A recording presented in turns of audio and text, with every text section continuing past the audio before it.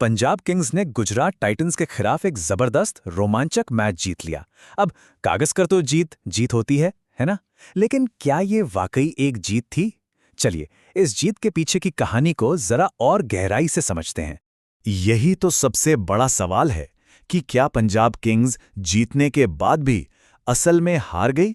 सुनने में थोड़ा अजीब लग रहा है ना? पर चलिए आज हम इसी सवाल का जवाब ढूंढते हैं, और यकीन मानिए जवाब शायद थोड़ा चौंकाने वाला हो। हाँ, तो 3 विकेट की ये जीत थी तो बड़ी रोमांचक, इसमें कोई शक नहीं। लेकिन इस जश्न के पीछे ना टीम की कुछ ऐसी गंभीर कमजोरियां भी सामने आई हैं जो इस पूरी जीत का मजाक किरकिरा कर सकती हैं। और ये सब शुरू होता है इस मजाक से, या शायद ये सिर्फ मजाक नहीं है। अभिषेक शर्मा ने अर्शदीप से कहा, जब तुम गेंदबाजी करते हो ना तो हमें शायद एक नहीं दो विकेट कीपर चाहिए होंगे। अब सुनने में तो ये एक मजाकिया तंज लग सकता है, लेकिन ये असल में अर्शदीप की गेंदबाजी में अनुशासन की एक बहुत बड़ी, बहुत गंभीर कमी की तरफ इशारा कर रहा है। और इस अनुशासन की कमी का सबसे बड़ा सबूत वो था मैच का आखिरी ओवर जिसे डाल रहे थे अर्शदीप सिंह। एक ऐसा ओवर जिसने लगभग, जी हां लगभग, जीती हुई बाजी पंजाब के हाथों से छीन ही ली थी। 11, जी हां 11। अर्शदीप सिंह को अपना 6 गेंदों का ओवर पूरा करने के लिए पूरी 11 गेंदें लगी। जरा सोचिए, T20 क्रिकेट में जहां एक एक गेंद मैच का पासा पलट सकती है, ये एक ऐसी गलती है जिसे माफ ही नहीं किया जा सकता। अब जरा इस स्लाइड पर नजर डालिए। ये ओवर किसी भी गेंदबाज के लिए एक बुरे सपने जैसा है। शुरुआत वाइड से, फिर 2 अच्छी गेंदें डाली और फिर कंट्रोल पूरी तरह से हाथ से निकल गया। यह सिर्फ खराब गेंदबाजी नहीं है, ये इस बात का संकेत है कि मानसिक दबाव में गेंदबाज पूरी तरह से बिखर गया। और सुनिए, ये कहानी सिर्फ उस एक ओवर की नहीं थी। पूरे मैच में ही अर्शदीप का प्रदर्शन काफी निराशाजनक रहा। 4 ओवर में 42 रन दिए, एक भी विकेट नहीं मिला। और इकॉनमी देखिए, 10.5 की। T20 में इस तरह के आंकड़े तो लगभग हार की गारंटी होते हैं। लेकिन एक मिनट रुकिए, क्या सारी गलती सिर्फ अर्शदीप की ही थी, या फिर ये एक बड़ी समस्या का सिर्फ एक लक्षण था? एक ऐसी समस्या जो पूरी की पूरी गेंदबाजी यूनिट को परेशान कर रही थी। देखिए, ये कोई पहली बार नहीं हुआ है। कुछ ही महीने पहले दक्षिण अफ्रीका के खिलाफ भी अर्शदीप ने एक ओवर में 7 वाइड गेंदें फेंकी थी। ये एक पैटर्न बनता जा रहा है, और अगर टीम मैनेजमेंट ने इस पैटर्न को नजरअंदाज किया ना, तो ये उन्हें बहुत महंगा पड़ने वाला है।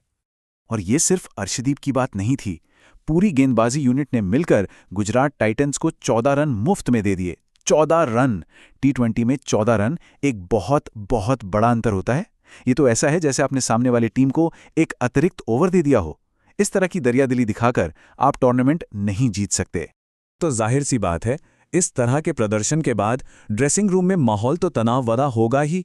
जीत तो मिल गई, लेकिन इसके बावजूद टीम के कोच को इस गेंदबाजी पर बात करने के लिए एक इमरजेंसी मीटिंग बुलानी ही पड़ेगी। लेकिन जहां गेंदबाजी ने निराश किया, वहीं इस कहानी का एक दूसरा पहलू भी था। एक ऐसा पहलू जिसने टीम की लाज बचा ली और एक अविश्वसनीय जीत दिला दी, और वो थी बल्लेबाजी। ये स्लाइड टीम के इसी विरोधाभास को, मतलब इस दोहरेपन को बहुत अच्छे से दिखाती है।